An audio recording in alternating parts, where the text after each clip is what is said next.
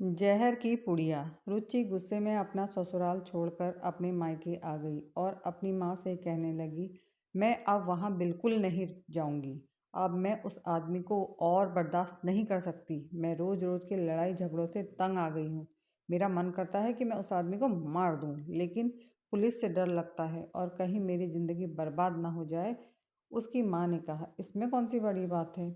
मैं तुम्हें एक पुड़िया देती हूँ जिसमें ऐसा जहर है कि जो धीरे धीरे असर करता है। इसे थोड़ा थोड़ा करके अपने पति को खाने में मिलाकर देती रहना। हाँ, एक बात का ध्यान रखना, तुम्हारे घर में जो रोज रोज लड़ाई झगड़ा होता है उसके बारे में तुम्हारे आसपास के लोग और परिवार वाले सब जानते हैं कि तुम दोनों का रिश्ता ठीक नहीं है। अगर तुम्हारा पति मर गया तो सबसे पहले सबका शक तुम पर ही जाएगा। इसलिए कुछ दिनों के लिए घर में शांति का माहौल बनाकर रखो। पति के साथ प्यार से रहो और उसे प्यार भरी बातें करो। उससे बिना बात के झगड़ा मत करो और किसी भी चीज़ के लिए जिद मत करो, क्योंकि वह तो कुछ ही दिन का मेहमान है। और पति से बात करते समय अपनी जुबान में थोड़ा नरमी रखो ताकि सभी को तुम पर शक ना हो कि तुम्हारे पति की मृत्यु में तुम्हारा हाथ है। बेटी ने अपनी माँ की बात मान ली और जहर की पुड़िया लेकर राजी खुशी अपने ससुराल चली गई। 20-25 दिन बाद वह घबराते हुए अपने मायके पहुंच गई और माँ के पैर छूकर कहने लगी, माँ, जो जहर तुमने मुझे दिया था, क्या उस जहर का कोई तोड़ नहीं है। माँ ने कहा, क्यों बेटी।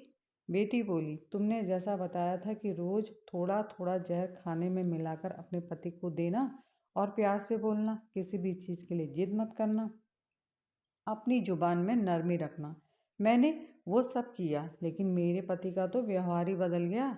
वह जो मुझसे सीधे मुंह बात नहीं करते थे, अब काम पर जाने से पहले कहते हैं अपना ख्याल रखना, और काम से घर लौटने पर पूछते हैं, तुम कैसी हो, खाना वाना खाया कि नहीं। वह मेरा बहुत ख्याल रखते हैं और मेरी फिक्र भी करते हैं।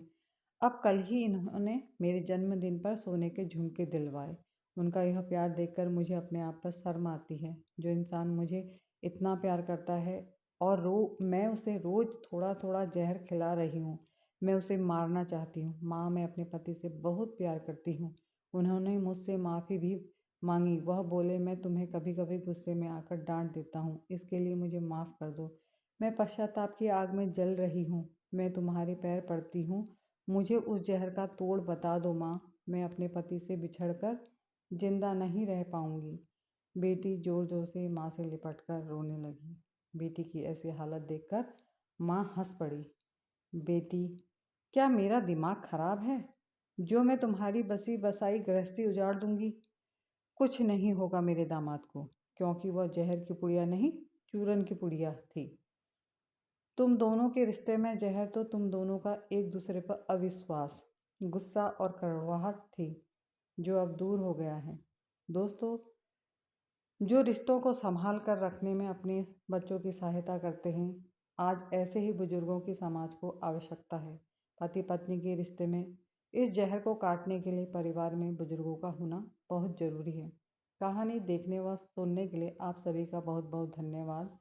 अगर आपको मेरे द्वारा सुनाई गई कहानी पसंद आ रही है तो प्लीज़ मेरे चैनल को आप सब्सक्राइब कीजिए, लाइक कीजिए, शेयर कीजिए, कमेंट कीजिए। धन्यवाद।